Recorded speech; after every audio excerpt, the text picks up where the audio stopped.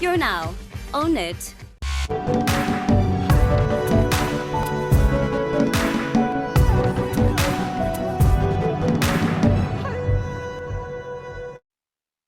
Right, good evening, Africa. Good evening, everyone. Thank you for joining us on tonight's episode of Africa Diaspora TV. My name is Toye Abioye, here live, coming to you live from our studio in Johannesburg, in South Africa.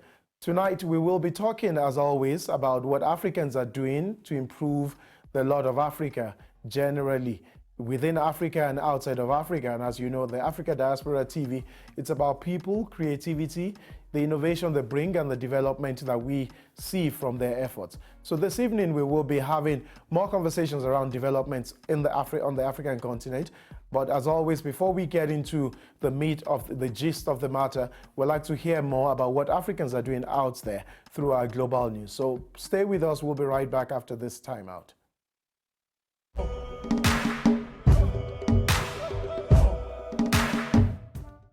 Nigeria now has its first smartphone assembly plant. Located along the Oshodi Expressway, the plant is owned by AfriOne Nigeria Limited, where they exclusively assemble their range of smartphones to aid the strengthening of the Naira. The plant, although still importing materials from foreign countries, has the soon-to-be-realized dream of self-supplying materials for the maker of the smartphone, and believes situating the plant is the first crucial step in producing locally manufactured smartphones and other consumer devices in Nigeria. AfriOne plans to offer a wide range of feature-rich and technologically fitting product lines, from dual-SIM mobile phones to educational tablets and smartwatches. They already have a workforce of 150 to 200 employees, striving every day to give Nigerians quality products. Nigerian filmmaker Faraday Okoro has won $1 million to make a movie chronicling Nigerian email scammers titled Nigerian Prince. Faraday beats 4 other promising filmmakers to snag the prize money to make his feature film that will debut at the Tribeca Film Festival next year. He pitched his idea in front of some of Hollywood's finest, including Empire writer Lee Daniels, Jeffrey Wright, and Avengers star Anthony Mackie. Celebrated CNN reporter Richard Quest is on a mission in Nigeria. The journalist landed in Lagos on Monday, 24th of April, to shoot his popular show, Quest Means Business. While in Nigeria, Richard has met with high-profile individuals such as Nike Davis Okundaye and has appeared in a number of radio and TV shows to talk on Nigeria's economy and what he believes is the way forward for Africa's sleeping giant. London got another taste of African brilliance as Kenyan athlete Mary Keitany set a new women-only world record by running the 26.2 miles in 2 hours, 17 minutes and 1 second at the 37th London Marathon. With a record 40,000 runners showing up for the women's only leg of the race, Mary beats former record holder Paula Radcliffe's time by 41 seconds, making her time the second fastest time in the history of marathons involving women. Mary also broke her own record for the fastest first half marathon ever run in a women's marathon event. For her astonishing achievements, Mary received more than $305,000 in prize money and time bonuses. History has been made by deaf and blind Eritrea-American woman Haben Girma. She has become the first person to graduate Harvard Law School with these disabilities, proving that anyone can do anything. The 27-year-old was born in California after her mother fled Eritrea to America during the nation's War of Independence. With skepticism about how she would fare in the prestigious school, Haben went for it anyway, thanks to accessible technology for people with disabilities in the United States. Regardless of uncertainty from Haben and Harvard, she is now an advocate for the civil rights of persons with disabilities. Haben is a celebrated speaker, gave the introduction remarks for the 25th anniversary of the Americans with Disabilities Act at the White House, and was also a guest speaker at the TEDx Baltimore event in 2014.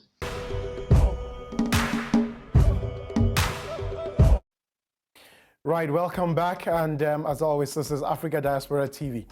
And of course, as Africans are doing great things tonight, we will also be talking about issues around rights, human rights here, even on the African continent. And as you may know, yesterday, the 27th of April, was the Freedom Day holiday here in South Africa. What does Freedom Day mean? What does this signify? That was the day that the first time that Africans, people of color, were allowed to vote even on the South African soil, and it makes a significant impact even on the well-being of Africans and South Africans generally who are of people of color. 23 years ago, 1994, was the first time, and that was when the first democratically elected president of South Africa, that we all famously know as President Nelson Mandela, was elected as president of South Africa. Ever since then, there have been a lot of issues that have come up in terms of Africa's development and even bringing about equality in the community. So tonight we will be looking briefly even about the issues of Freedom Day, the human rights that it espouses, and all the things that predisposes Africans that have come even to live in South Africa and beyond, even to be able to benefit from what this Freedom Day means. So tonight in the studio with me is a guest that will be talking about some of those issues on the first part of our conversation this evening. But before I introduce my guest, I'd like to give us the opportunity to meet her via the introduction that we normally have ready for you.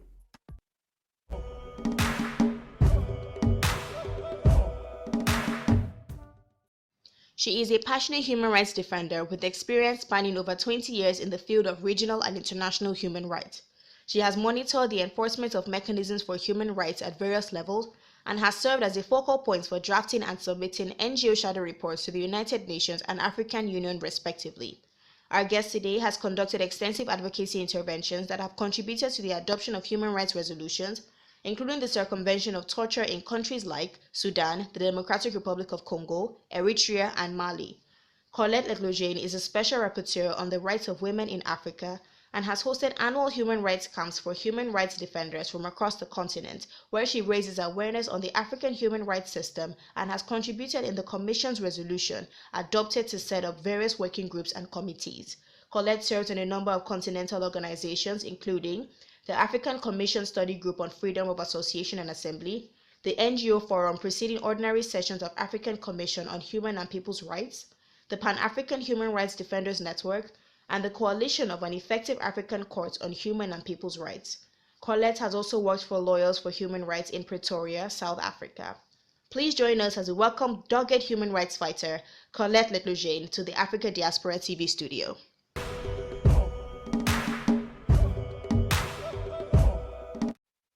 Right, welcome back.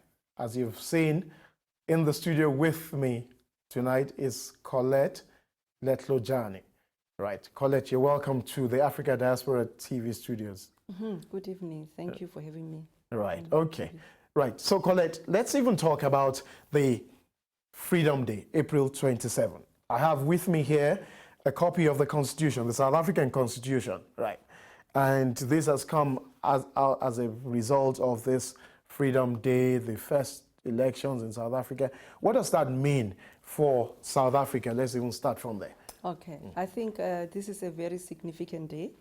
We all were excited for the first time, 1994, to attest our vote. Right. You know, it was the first time to enjoy universal suffrage, something that we've been speaking about, but we were able to do that in practice. And it meant that the constitution that people of South Africa contributed towards, a development of that document, which became the supreme law of the land, was now being realized, because now we were now in practice and doing exactly what civil and political right has accorded people in terms of the Universal Declaration of Human Rights. So it was realization of that right in South Africa. And I think it was liberating people, because you were now enjoying the freedom. You were for the first time seeing equality. You were for the first time seeing human dignity being prescribed to you and enjoying that exercise. And transparency as well was part of it, because now things were now in the open, and we were saying goodbye to the dark period era of apartheid. Of apartheid, okay.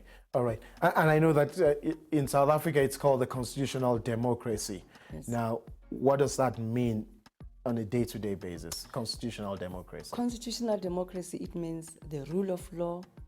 It's become the main, the government cannot do anything without going through the route of accountability. It means your judicial system, your judges, your prosecution, It's very, very, very. So everything based on the Constitution. Right? It's in line with the Constitution in the order of the weight and letter of that document. So whatever powers are not given to government officials, they cannot exercise. If it's not here in the Constitution, then they cannot exercise it. It has to be tested by the courts, and the decisions must be enforced. Okay, all right. And I see that one of the things the South African Constitution talks about is that South Africa belongs to everyone who lives in it or who's here. Yes, I think that is another significance of the South African Constitution. You know, it's a document that the world is always finding it very remarkable because it went down deeper into the Ubuntu, the values of Ubuntu. To attest that we are Africans and we Africans will be, living with one another, uniting and strengthening one another. Right. However, I don't think there's understanding. People do not have understanding of that very same value you've just emphasized because we seems to be fighting with one another. We seems to be having hatred within ourselves as South Africans and against our fellow Africans who are in our country. But I'm sure you probably would have seen quite a number of that in your capacity as the Executive Director at Human Rights Institute for South Africa. We'll come to that in a short while. But when you talk about, I've heard you use the word Ubuntu, what does that mean for African viewers or people in the diaspora? What does Ubuntu mean? It means I'm who I am because of fellow African. It means we will respect you. We respect one another. Right. It means we can share. It talks about sharing. It talks about respect. It talks about love. Right. Of other and the respect of the human dignity. Right. Of another person. So one of the sections that I see here, because since we're talking about the Freedom Day, I think it's section 11 or thereabout, that talks about everyone has an inherent right to dignity that needs to be protected and promoted. I'm not sure not everyone knows about that. But also part of the preamble of this constitution also says that South Africa seeks to honor all those. It says to respect those who have worked to build and develop our country. So people who built this country are not necessarily only those who live and reside in South Africa. There were people on the frontline states, in the diaspora, that also built and worked for this country. So there must be that respect for people. How do we get this information to people? Because this is what the Constitution says, and we run a constitutional democracy. Yeah. From the work that you do as a human rights advocate and all that, how do you think that can It's continuous education, dialogues, deepening awareness raising amongst society. And I think using local languages, because some of the principles they are written in English. I think maybe if we could begin by engaging in those local dialogues so that, because, remember before 1994, the right to information was something forbidden for South Africans. Even our education system didn't allow us to learn what was beyond South Africa. Even those who were in exile, I don't think we were able to access them because you will be persecuted, you will be arrested. So all these things, now the borders are open, the right to information is there. So we need to be very, very enthusiastic in terms of wanting to do that, in realizing that definitely people need this kind of knowledge and we need to engage everyone in our society about it. Okay, interesting. And on that note, I'd like to take a break right now. Corlett, you were part of a group of people that had some conversations earlier on this month talking about Africans in conversation. We've got a bit of a clip from that. We want to play that and see that, and then we'll come back and have some more conversations around that. Because part of what you're saying now is that we need to keep having these conversations, this dialogue amongst ourselves as Africans, and even translating some of these things even into our local languages for people to understand what that means in practical terms. So we will take this time out, and when we come back, we will be looking at that clip of Africans in conversation, and then we'll have further debrief around what happened there. Please stay with us, stay tuned and stay with us, and we'll see you right after this time out. ADTV, inspired to connect.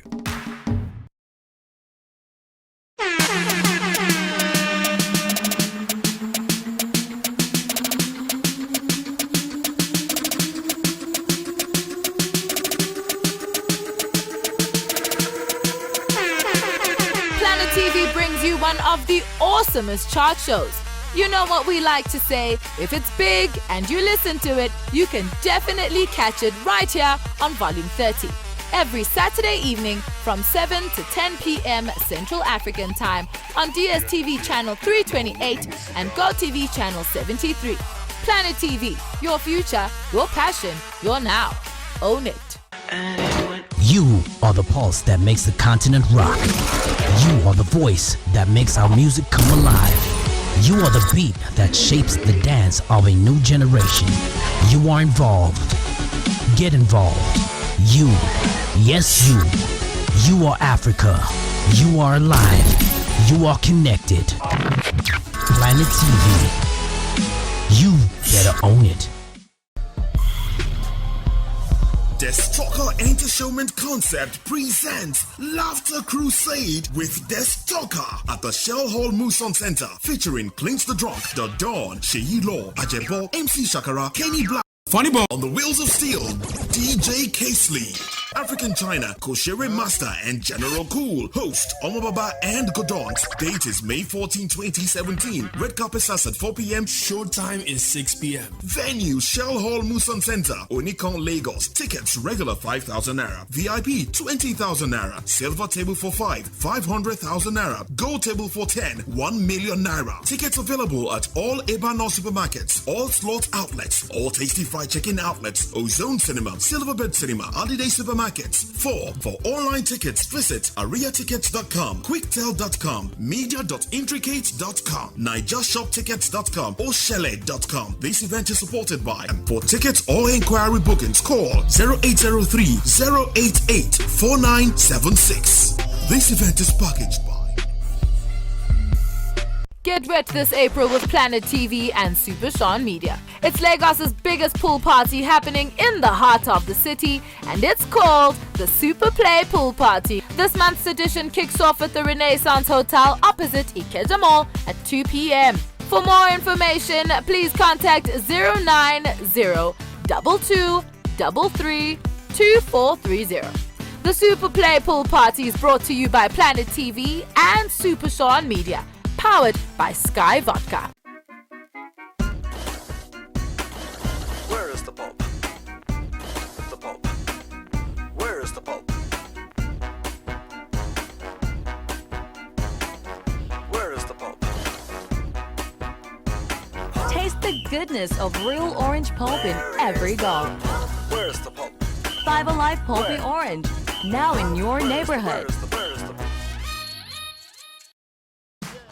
You know what I'm saying, Mozito. You know what'll be going off tonight. You know who made the team, guys? You know who's got the most swag. You know who's got game?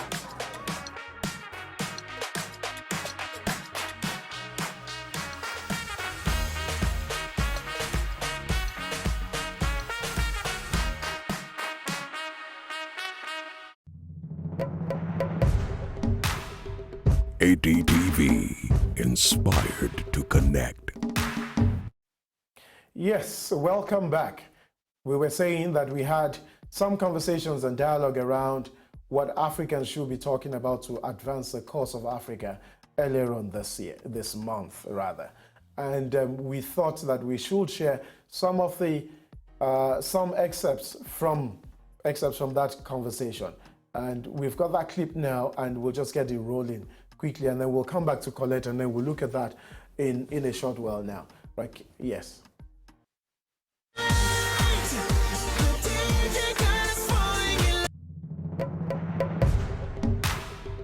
ADTV, inspired to connect.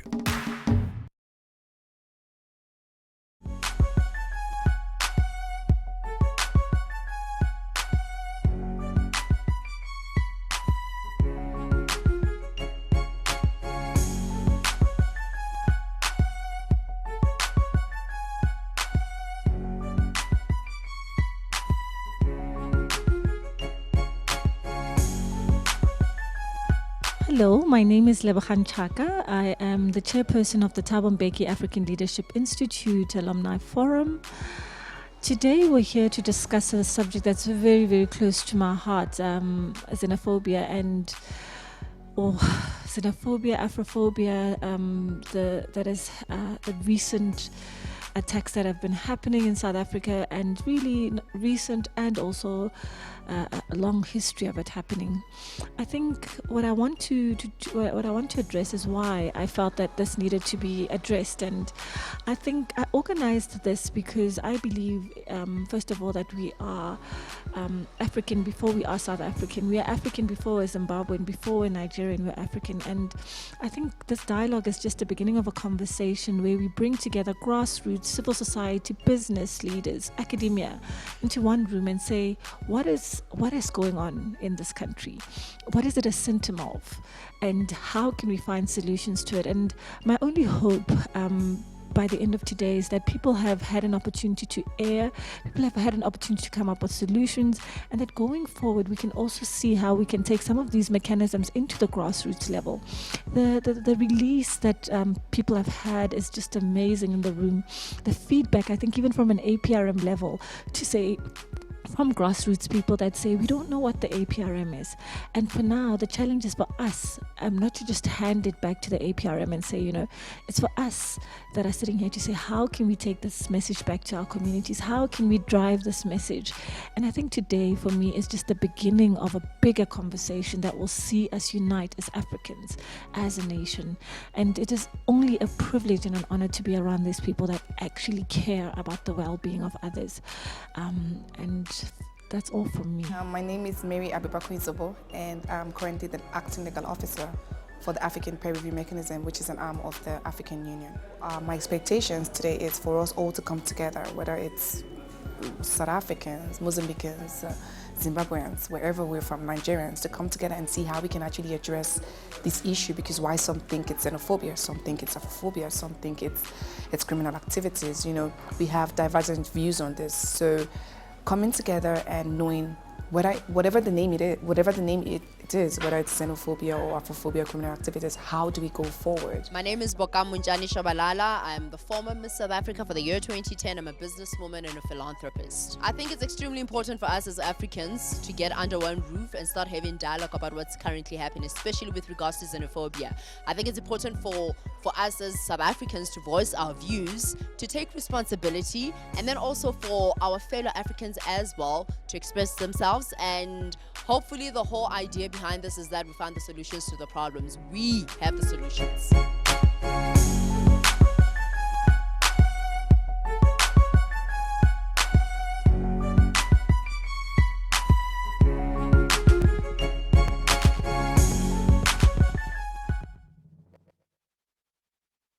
So there we have it. Some of the guests, some of the participants at that dialogue that we had at the Wits Business School earlier on this month. So Corlett, you've heard a bit of that, and maybe to touch on, you were also there also. What is the Human Rights Institute of South Africa about? Yeah, I think it's an organization that is deepening awareness raising around human rights, and we monitor enforcement of international and regional mechanisms at local level. South Africa, as you know, is a state party to AU mechanism and also at the UN. Right. So there are treaties that we ratify, and those treaties must become law, and people need to be informed. And if people breaches the law, their crimes, people need to be prosecuted. Right. Yes, in order to curb the criminal activity. All right. Okay. Yeah. Right, and then also we're talking about even your work as a special rapporteur. What is that? What does that mean? Because it's big English and I'm actually not the special rapporteur on women's rights. Okay. Actually, we have special mandate at the African Union. We've got a special rapporteur on the rights of women in Africa. Okay. The special rapporteur on human rights defenders. These are the very critical or key special mandate that HURISA promotes. We work with. We support, we need to provide technical support, we need to encourage other organizations individuals within the continent to lay complaints if the African Charter or even the Protocol on the Rights of Women is violated, or if a state party is not ratifying some of the treaties, because those mechanisms are developed by Africans themselves.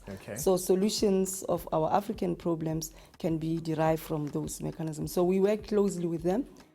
They conduct a lot of country missions to do awareness and to investigate, to do fact-finding missions within the continent. But it seems, pardon me, that you guys are winking in the dark. We don't know what's happening. Africans don't know what's happening with those kind of special rapporteurs, the work that they do. So how do we get to know about them? It is true that many people will prefer, or they'll know more about the United Nations and the Special Rapporteur on Human Rights Defenders from the United Nations. We Africans, we are people who always undermine our own institutions, our own mechanisms. We do not take pride on what Africa is producing. And when we talk about the African Union, many people, are always very, very much less interested. They feel that Africa is a failure.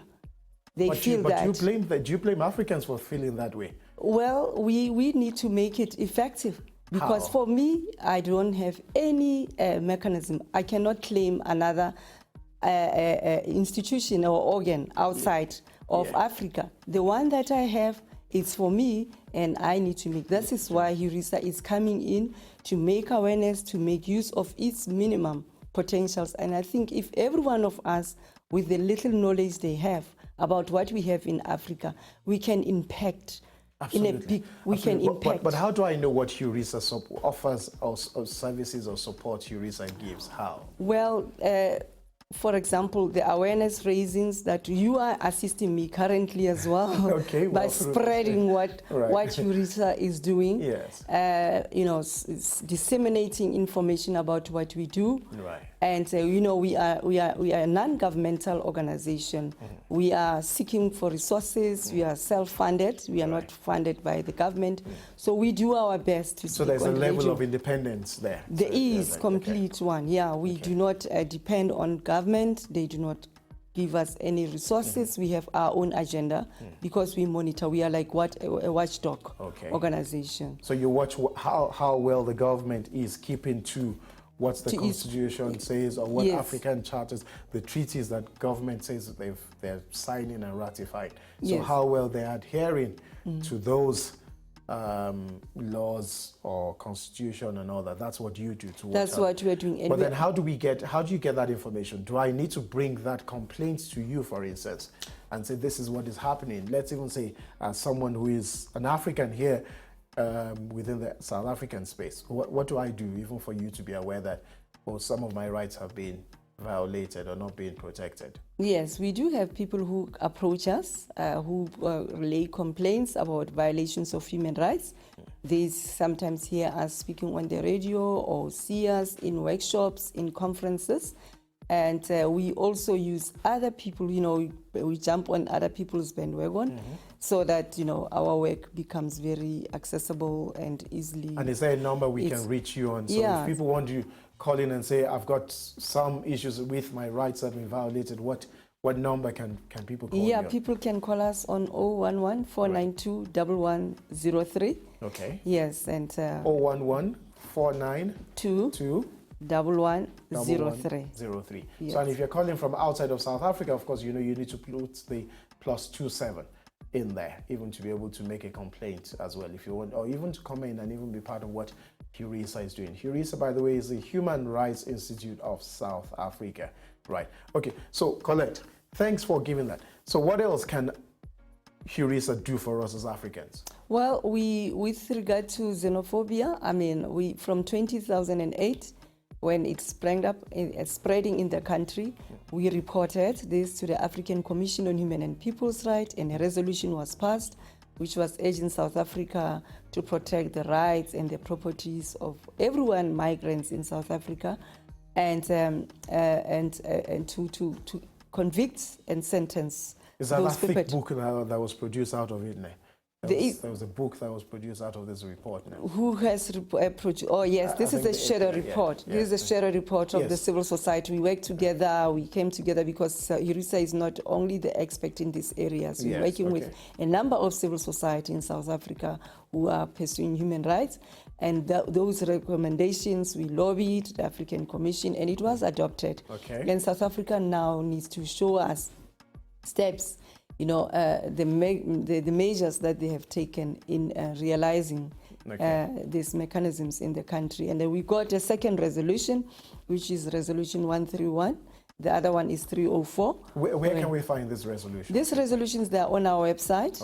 And the website is? It's www.hurisa.org.za. Yeah, and even on the website of the African Commission on Human and People's Rights, you'll find the resolution. And if you are lobbying for migrants in South Africa, this is an instrument that you can use to monitor and to lobby and to engage with the Department of Home Affairs for progress to be made. So what's the document again? It's called Resolution 131, which is calling for South Africa to protect the rights of migrants in South Africa. And Resolution 305, that one is reinforcing what the Commission passed on 313 in 2008. This one was passed in 2015.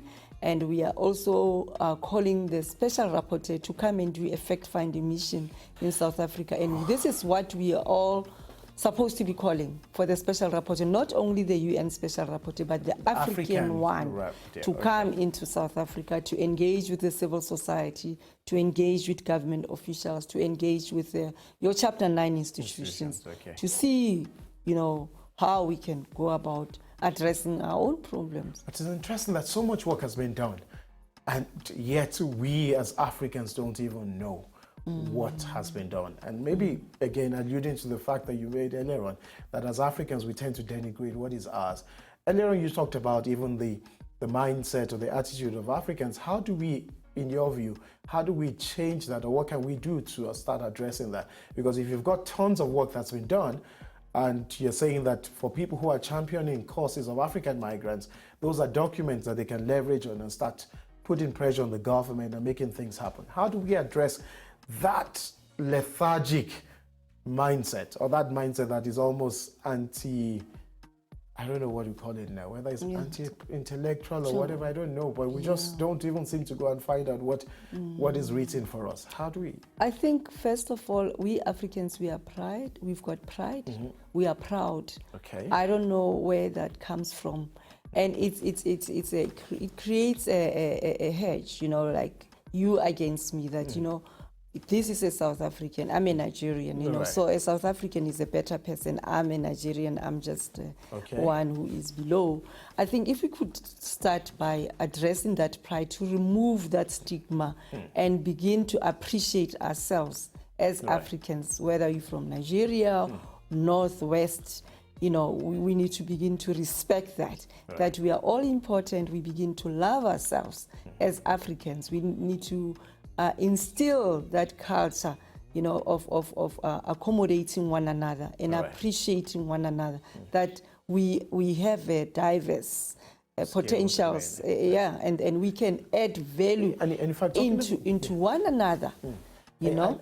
And sorry to go, you were talking about even how a country like the US, the United States, has even harnessed the resources of foreigners even for the development of that country. You won't talk more about that? Even in South Africa, this is exactly during apartheid era. I mean, if I were to apply for a job, like I look in an advert, there was always a caveat in it saying that sorry, not for non-European.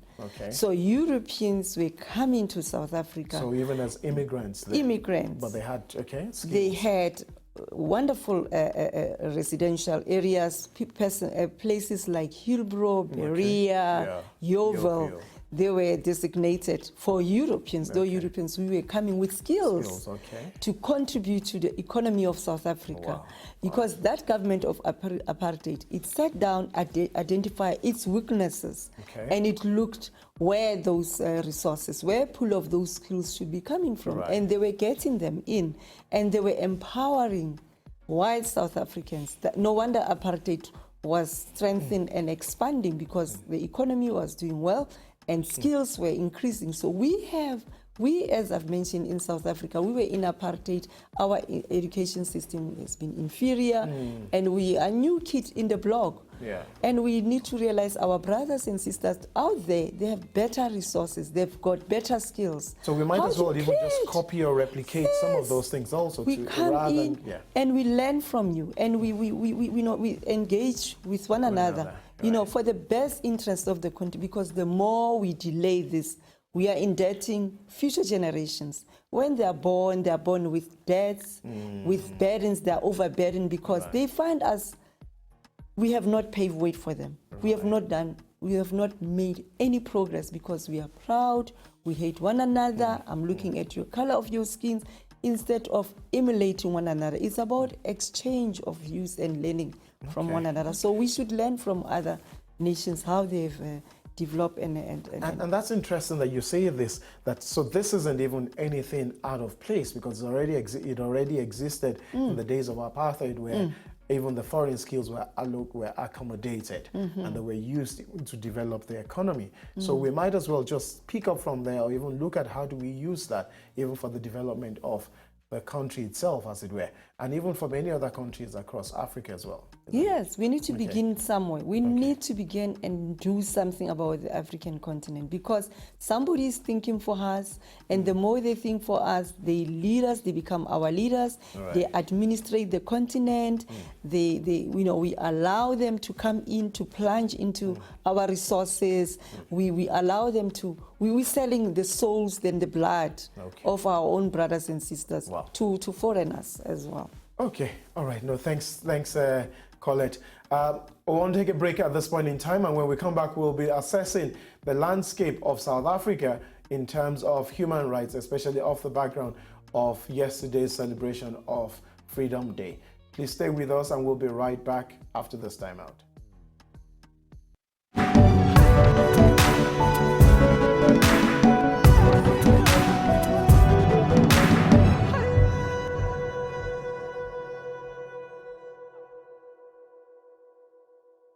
What's good, Planeteers? Are you all ready to take our interaction to new heights? Let's take this to a new level and connect face to face. You can now Skype us on @PlanetTV Online and continue to say all the things you want to say, sending your song requests and sending your shout-outs out to those you love. Get with the times. Skype us on @PlanetTV Online and own your 15 seconds of fame. It's all about being socially inclined. Planet TV. Own it.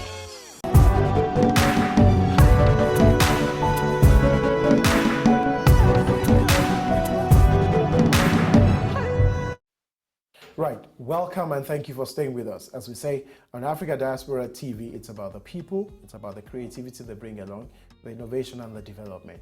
So talking with our guest tonight, Ms. Corlett Letlojane, who's the Executive Director of Human Rights Institute of South Africa. We've been having conversations talking about the Freedom Day, the impact, the import of human rights on the work that Africans are doing here, both South Africans and non-South Africans, and to what that means even within the African continent. So, Corlett, let's look at this landscape, human rights landscape. If we look back at what the former president Nelson Mandela said about fundamental human rights in South Africa, what's that landscape looking like for you now? Well, the landscape is not good. Human rights is deteriorating incredibly and disappointingly, especially for human rights defenders, people who are promoting human rights, people who are refusing, even officials who refuse to validate human wrongs, and corruption, for example, or to expose malpractice and abuse of power. Those are seen as the enemy of the state. So that, for me, is a worrying trend, because our government has been that government that enshrine a provision in our constitution. If you look at Section 41, you'll see it's explicit about cooperative governance. It talks about the government, caring government for our welfare and our well-being. So everything that the government does, it should be, prioritizing, advancing the cause of the people. So the people comes first, and the government conduct consultation. It has got nothing to do with your political orientation or political background. It's about you as a citizen. It's about you as a person who is in the country that can engage and play a part in public affairs of the government. So we have seen human rights becoming minimized and seen negatively to the extent that human rights defenders are called foreign agents. So there's persecutions that is growing, that is emerging, and arrest of people, and we see political intolerance, murder and killings of people. So for us, this is a disappointment. But we have hope that as long as we continue engaging, because the South African people, one thing for sure, they are brave. If you want to kill a South African for the truth, they are prepared to die. It's something that we are prepared for. So we thank Nelson Mandela for laying that foundation for us. But then people will argue that even the judiciary has been independent and has been a bastion of hope even in all of this. That's also part of strengthening the constitutional democracy, isn't it? Or how would you... This is what we see, even your oversight mechanism, like your Chapter 9 institution, the public protector. I mean, before then, we didn't have such a vibrant public protector. So then more people we had, are even aware of that, of what Chapter 9 she has, exposed a lot of malpractice. Now, instead of emulating and respecting that, we come up with all sorts of negative, statements, and we want to criticize for wrong. And but this is to but the then some will say, detriment. but that's also from a political party's point of view. But if as long as we have the courts even to go to, or even get the courts even to ventilate our grievances, wouldn't that be something that advances human rights issues in South Africa? The rule of law, the rule of law and accountability and transparency and equality remains the core values of our constitution, and without them, then even at political level, if we don't have the truth, if it's if every political party, it must be seen to be advancing the rights of the people,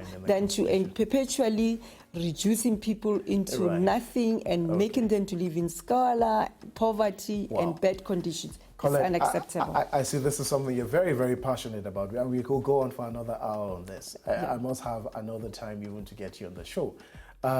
Time flies, as always, when we're having fun, but it's been a pleasure having Corlett Letlojane, the Executive Director of Human Rights Institute of South Africa, with us on tonight's episode of Africa Diaspora TV. And I trust that you've also benefited from the conversations and the insights that she's shared. And we look forward to engaging with you further, even in the coming episodes. So I just want to say thank you, even to Corlett, for joining us, even in the studio live tonight. So thank you very much, Corlett, for joining us. Thank you. I appreciate for having me here tonight. You're welcome. And I trust that even in the subsequent work, we'll also be able to have that, even to be part of that going forward. Yes, thank you. So on that note, we'd like to say thank you very much for joining us on the Africa Diaspora TV program tonight. Thank you for being part of this, and we look forward to being in your spaces next week. It's been a pleasure sharing this time with you, and so we'll see you next week on the same channel.